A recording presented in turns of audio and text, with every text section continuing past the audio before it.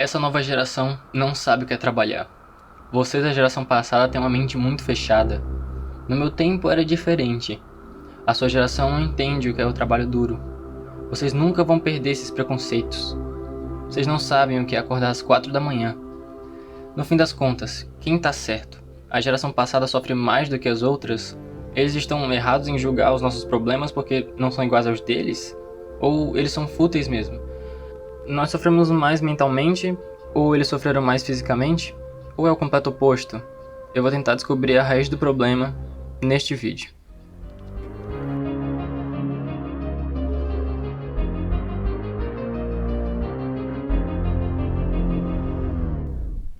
Bom, isso não é de hoje.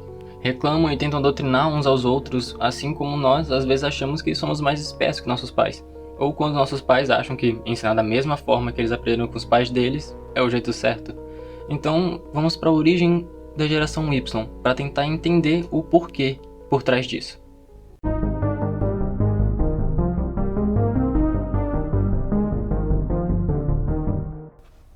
Era 2 de setembro de 1945, a cerimônia da rendição do Japão de forma incondicional a bordo do navio de guerra USS Missouri, na Baía de Tóquio, para os Estados Unidos, decretando assim o fim da Segunda Guerra Mundial. Após um longo período, muitos soldados voltaram para casa, ansiosos para começar famílias e reconstruir suas vidas, depois de meses longe de suas amadas. Isso levou ao aumento exponencial na taxa de natalidade, em diversos países, especialmente nos Estados Unidos e na Europa Ocidental. Durante as décadas de 1940 e 1950, essa geração foi, e sempre será marcada, por um baby boom, uma explosão de bebês que nasceram nos eventos pós-guerra. E todos os bebês nascidos nessa época carregam os apelidos de baby boomers, ou só boomers, também conhecidos como geração Y ou millennials, já que viveram a virada do milênio para os anos 2000, apelidado de bug do milênio, já que muitos não sabiam o que poderia acontecer com os aparelhos eletrônicos, porque não foram projetados para marcar os dois primeiros dígitos com um 2 e um 0. E no fim das contas, alguns aparelhos só ficaram com a data errada e outros só ficaram com a data certa. Nada muito extravagante. Muitos da geração Y são frequentemente associados a valores culturais e políticos distintos, moldando muitos aspectos da sociedade contemporânea. Mas que valores culturais, políticos e aspectos sociais são esses? É muito difícil de citar todos, mas podemos falar sobre os principais. Para começar com o básico, a maioria sempre foi muito e sempre será sincera e direta. Alguns menos, alguns mais, às vezes um pouco até demais. Buscam um reconhecimento no nível extremamente rápido, procurando uma vida pronta, já trabalhando com 18, 15, 11 anos ou talvez até menos, com suas devidas casas, às vezes 2 ou 3 trabalhos ao mesmo tempo, pois em alguns casos não se contentavam com um salário apenas. Naquela época, não trabalhar era sinônimo de fracasso e era considerado vergonhoso ou resultado de preguiça. Geralmente eram muitas vezes até casados, por incrível que pareça, se casar extremamente jovem era uma coisa completamente normal e recorrente na época. Não só se casar, mas ter 1, 2, 3, 5, 7, 10 filhos e talvez até mais do que isso. Como o ditado já dizia, sem TVs, mais bebês. Também eram extremamente apegados a costumes, superstições, dogmas e crenças religiosas a partir da fé, principalmente aqui no Brasil, um país muito religioso até hoje.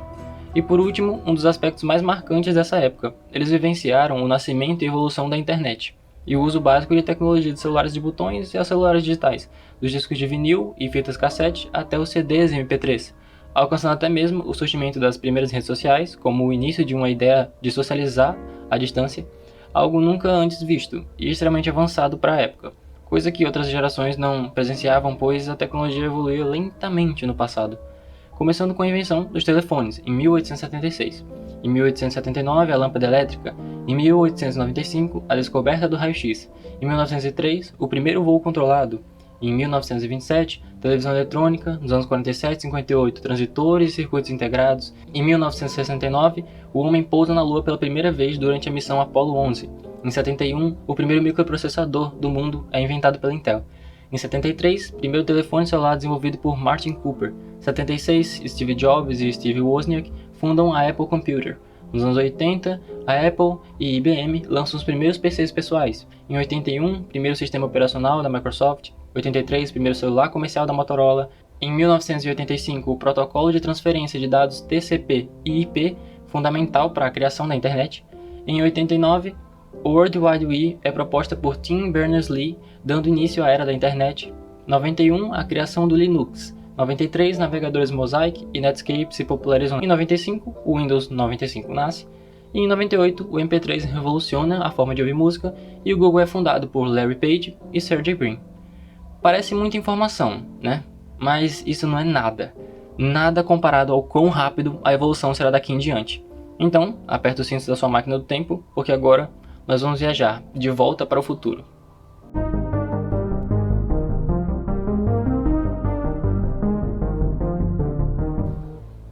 A geração Z, nascida entre os anos 1990 e 2010, surge em meio a uma revolução tecnológica sem precedentes, crescendo em um mundo onde a internet e a conectividade são onipresentes. Não é à toa que somos os nativos digitais. Começamos a aprender e a socializar a partir de fotos das vidas, com muitas aspas, perfeitas, que vemos no Instagram, e inclusive a maioria desaprendeu como socializar fora das redes sociais. E compartilhando memes clássicos como o Trollface e a família inteira dele, o Thug Life, o Eita Giovanna e o forninho dela, o bonde do Tigrão, já acabou Jéssica, que tiro foi esse e que viagem é essa? Que graças a Deus, e para nossa alegria, nós pudimos postar e curtir no Facebook e Orkut, que descansem em paz. Mas agora que relembramos alguns memes nesse momento de nostalgia, e todos já estão com seus bigodinhos fininhos, cabelinhos na régua, tranquilos e favoráveis, vamos pegar uma carona e deixar a vida nos levar. Se você se chama Cláudia, pode se sentar aí, porque agora vamos falar da personalidade dos Xennials.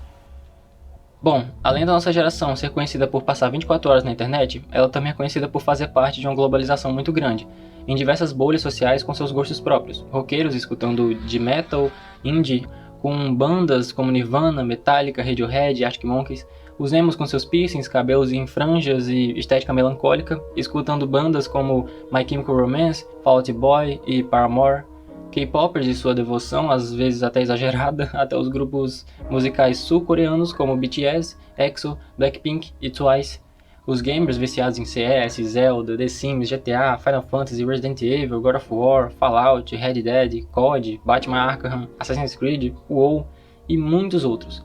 Os ambientalistas, que foram influenciados por uma crescente conscientização sobre questões ambientais, como o aquecimento global e a preservação da natureza.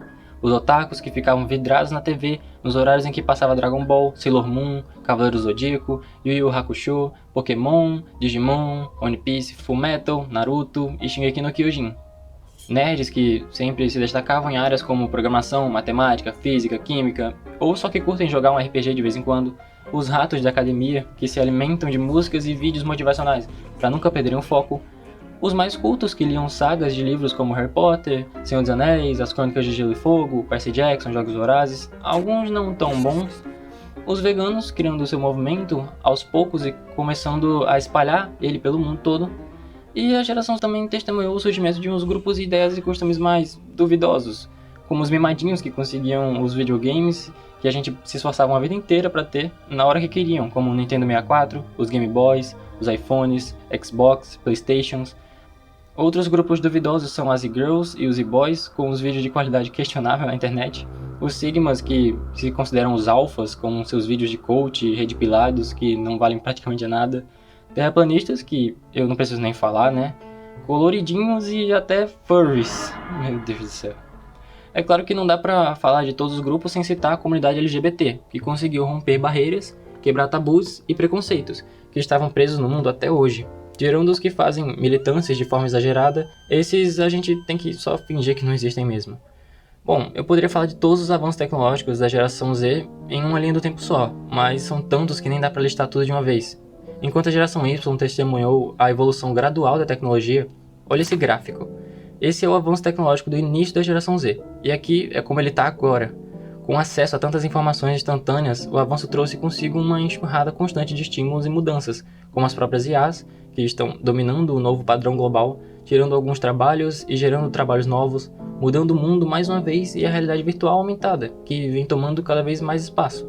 Mesmo que sejamos considerados pessoas multitarefas, e para uma geração que cresceu imersa na era digital, isso pode levar a uma...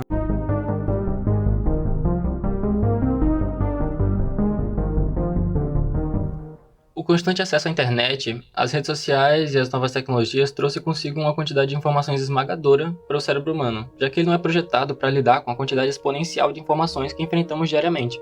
Essa sobrecarga vem quando o cérebro se esforça para processar e assimilar tudo isso, resultando em estresse, ansiedade e até depressão. Pressões sociais e expectativas familiares só afetam isso tudo mais.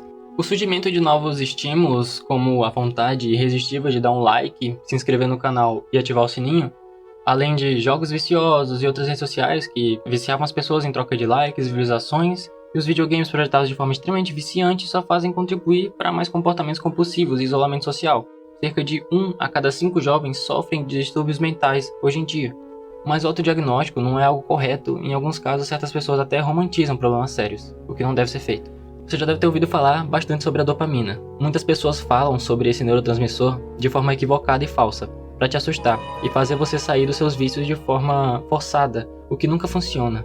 A dopamina age quando sentimos prazer, mas o excesso de estímulos pode levar à exaustão dos receptores de dopamina, diminuindo a sua capacidade de sentir prazer e contribuindo para a sensação de sobrecarga. Então sim, sair do TikTok, assistir mais conteúdos longos e não ver vídeos de timelines infinitas assim que você levanta da cama é importante, mas isso não pode se reverter de uma hora para outra. Então não se pressione e comece devagar.